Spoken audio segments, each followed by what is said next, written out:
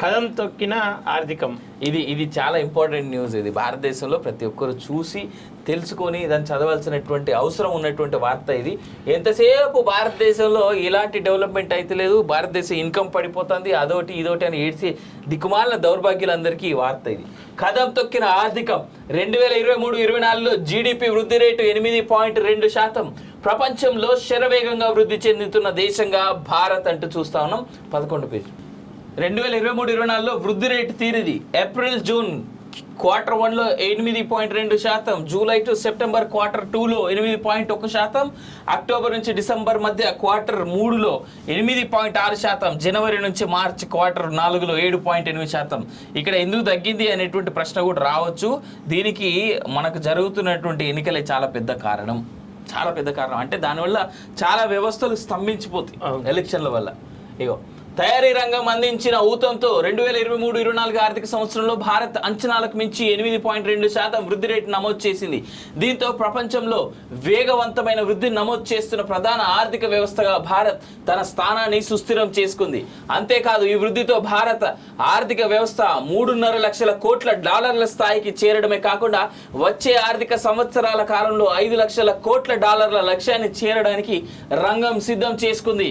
అయితే 4వ త్రైమాసికంలో 2024 జనవరి నుంచి మార్చి మధ్య మాత్రం వృద్ధి రేటు 7.8% మందగించింది. 2022-23 ఆర్థిక సంవత్సరంలో ఇదే త్రైమాసికంలో నమోదైన స్థూల జాతీయోత్పత్తి రేటు అంటే జీడిపి 6.2% కాగా ఏడాది మొత్తానికి నమోదైన వృద్ధి రేటు 7%గా ఉంది.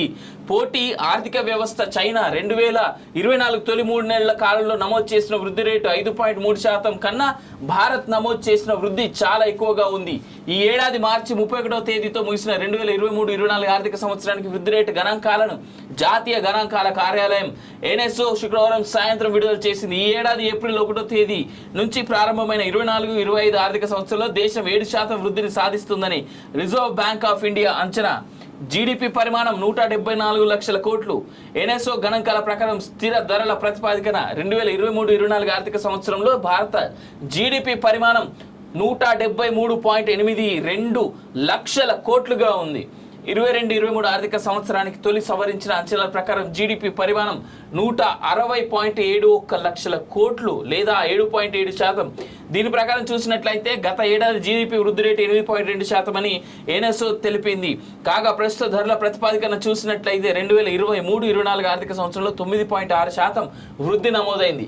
జీడిపి పరిమాణం గత ఏడాదితో పోల్చితే 269.50 లక్షల కోట్ల నుంచి 295.36 లక్షల కోట్లకు పెరిగింది. ఇక మార్చి త్రైమాసికంలో జీడిపి పరిమాణం స్థిర ధరల ప్రకారం గత ఏడాదితో పోల్చుకుంటే 43.84 లక్షల కోట్ల నుంచి 47.24 లక్షల కోట్లకు పెరిగింది. అంటే 7.8% వృద్ధితో సమానం. ఇదే త్రైమాసికంలో వర్తమాన ధరల ప్రకారం 71.23 లక్షల కోట్ల నుంచి 78.28 లక్షల కోట్లకు పెరిగింది. అంటే 9.9%తో సమానం అంటే చూస్తా ఉన్నాం. జీవీఏ 158.74 లక్షల కోట్లు అంటూ కూడా చూస్తా ఉన్నాం. విత్తలోటు 5.63, మూడో విడతలోను అదే జోరు. ఇది ట్రైలర్ మాత్రమే అంటూ రాబోయే కాలంలో భారతదేశం సాధించబోతున్నటువంటి ఆర్థిక శక్తి, ఆర్థిక విలువల గురించి మనం చూస్తా ఉన్నాం.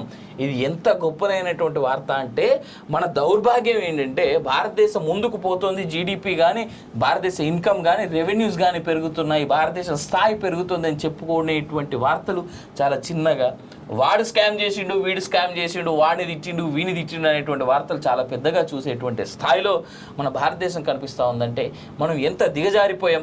చూస్తున్నటువంటి వీక్షకులు కానీ లేదంటే చదువుతున్నటువంటి వ్యక్తులు కూడా అక్కడే ఆగిపోయారా అనేటువంటి డౌట్ కూడా రాకుండా ఎక్కడికి పోవట్లేదు అనేటువంటి చాలా బాధాకరమైనటువంటి అంశం. హవెవర్ జీడిపి పెరుగుతుంటే భారతదేశ స్థాయి పెరుగుతుంది. ఇక్కడ ఇంకోటి మీలో ఎంతమందికి తెలుసో లేదో నాకు తెలియదు కానీ అత్యంత ధనవంతులని క్రియేట్ చేస్తున్నటువంటి దేశాల్లో ముందు వరుసలో భారతదేశం ఉంది.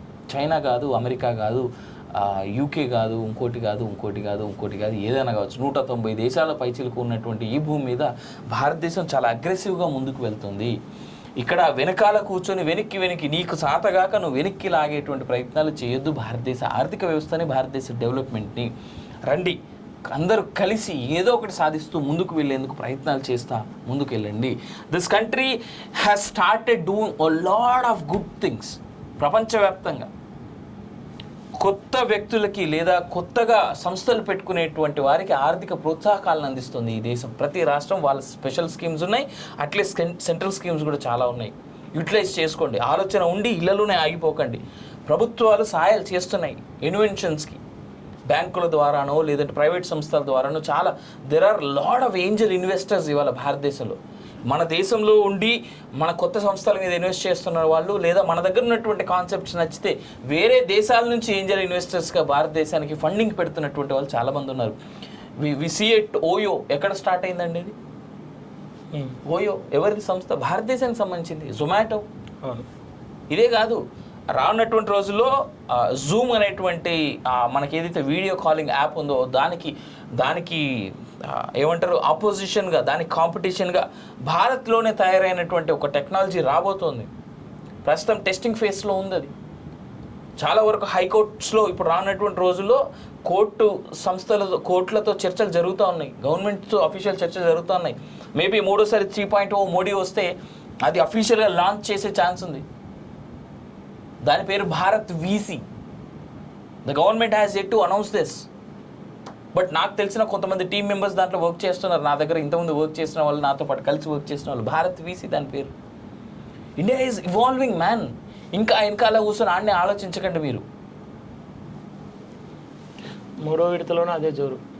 రైట్. అంటే అది ఆయనకు సంబంధించి ఉన్నటువంటి వార్త. అంటే ఈ 4 క్వార్టర్స్ ఉన్నాయి కదా, 4 క్వార్టర్స్ ఏ విధంగా వచ్చింది అనేటువంటిది. రైట్.